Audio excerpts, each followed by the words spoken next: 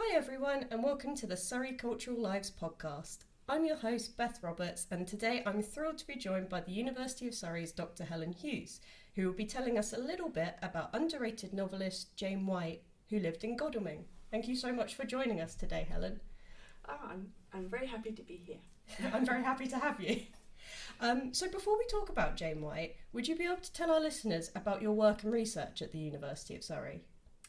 Right, so I work in film studies. I do have a particular emphasis on documentary cinema and activist cinema, but I range quite widely because I originally came from German studies, so a language linguistics background. At the moment, or in the past decade or so, I've become really interested in various women who have done amazingly interesting things. So I got interested in Diana Pine, who was a documentary filmmaker who recorded the very early stages of the British development of nuclear power, nuclear energy. At the moment I'm writing a book about GDR filmmaker, so the German Democratic Republic, which exists no more. So there was a documentary filmmaker called Annalie Thorndike who made propaganda films, and her life story is just incredible. She was born in 1925, educated in the National Socialist period, filmmaker during the GDR, and she was just retiring as the GDR came to an end, and so continued into the period after that as well, and an amazingly long and interesting life there too. So Jane White is another woman. I happen to be related to her by marriage, and she was a novelist. Interestingly, she worked and wrote in the same period as these two other women that I've been researching. So there's kind of some overlap between these three apparently diverse projects. But they are all working basically in the mid-20th century, mid to second half of the 20th century. And it's interesting there to see how women are, after the war, developing themselves, developing their careers, developing a consciousness of what it means or what it meant to be a woman at that time. I love that there's so many little links across your research and the Surrey Cultural Lives map, and absolutely fascinating that you're related to her via marriage. That's brilliant. For those who may not have heard of Jane White, would you be able to introduce her and her work a little bit? So the thing that Jane White was most well known for at the time that she was living and writing was a memoir she wrote called Norfolk Child, which told the story of how she moved with her family as a child to live on a farm in Norfolk. Or I should say really she moved to live in a farmhouse in Norfolk. The farm was a working farm, but it wasn't one that was run by her family. So she moved during the war, 1940, actually probably very shortly before the war, and then lived there through the war. And she describes really a very strong sense of attachment that she developed to Norfolk, to its quite bleak, very flat landscape with its big skies and very powerful seas. So that was serialised on Radio 4 over a few weeks and was repeated a couple of times. So that was the thing that she became most well known for. But she wrote a series of novels from 1967, which was the first one she published, called Quarry, through to a novel called Benjamin's Open Day, which was her last novel, and that was at the end of the 70s. So it's really it's a little over a decade of productive work as a novelist. Before she then died in the mid-80s. It sounds like a really interesting and eclectic amount of work. And on your post on the Surrey Cultural Lives map that Quarry is clearly set in Godalming. I wondered how that sense of place affects the novel. Yeah, so in the afterword to the republication of Quarry, I wrote about some research that I did looking into her manuscripts, also reading all her other novels, to kind of see where she was coming from. And it seemed to me important that she was coming from Norfolk into Surrey. So she came to live in Godalming in, I think, 1963. Before that, she was living in London, and before that, in various boarding schools, and then her childhood in Norfolk. And I think the thing that obviously struck her, and a thing that she spoke about, was that Surrey is a surprisingly verdant county. I have to say that I had that reaction to Surrey as well when I came from southwest Wales, which is very windswept, and all the trees are kind of very small and crouching against the wind. So I sort of appreciate her feeling of being overwhelmed by the very tall and verdant trees and masses of undergrowth and just general sort of opulence of the countryside in Surrey. My dad's from South Wales, and he felt the same thing when he moved over here too. So I completely understand that. So it also seems like White was dealing with so many different issues across her novels.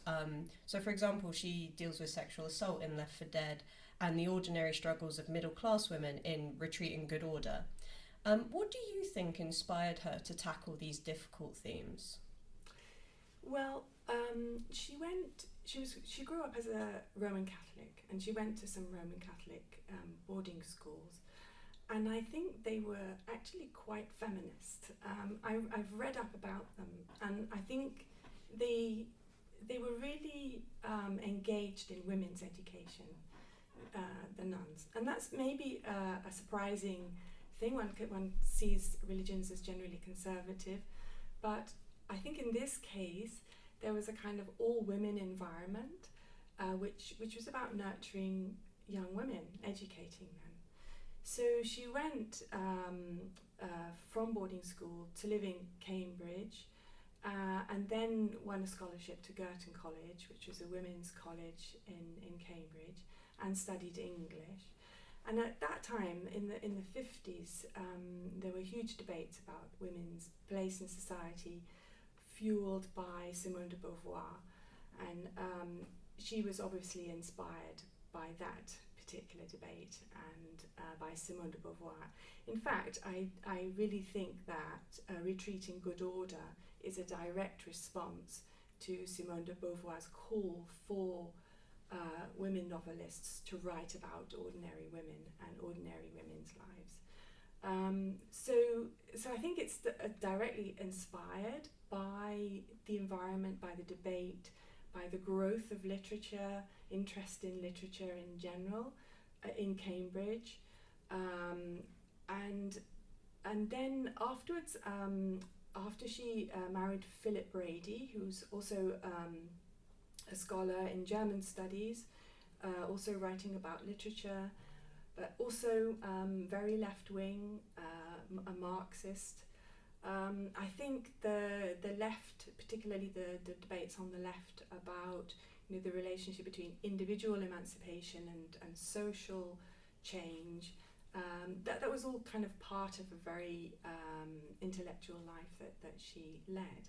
But at the same time, she got married, and there's an exhibition at the moment in Tate Britain, which is called Women in Revolt. And there's a marvellous list of things that women couldn't do in the early 60s, such as have their own bank accounts. One is shocked by the fact that it's not that long ago that women actually were not able to be independent people after they got married. So she'd got married, and she'd had a child, and so there she was, straight in that situation, herself, experiencing it herself. And so I felt it was, looking at her history, it's her education and her experiences that she then expresses through each of her projects, which then become novels. Yeah. I think it's brilliant that she was able to sort of like weave these threads together from her own personal experience and those intellectual debates. And finally, would you be able to give our listeners one research tip if they'd like to submit an entry to the Surrey Cultural Lives map? Oh, Surrey is bursting full of incredibly interesting people who are creative in all kinds of different ways. And I think it's great that there's this map that we can build up now to know not only about the really famous ones like Aldous Huxley and so on, but also about the whole background behind that, the sort of hinterland behind that. So I would say, what I would be looking for would be people who have their own personal connections, who can get insight in ways that people working with books don't not always have access to. So what I noticed with my projects, for example, with Diana Pine, who was working on the nuclear history, it was great. I could find things in Kew at the National Archives there, and I found some relatives who could tell me a little bit about her.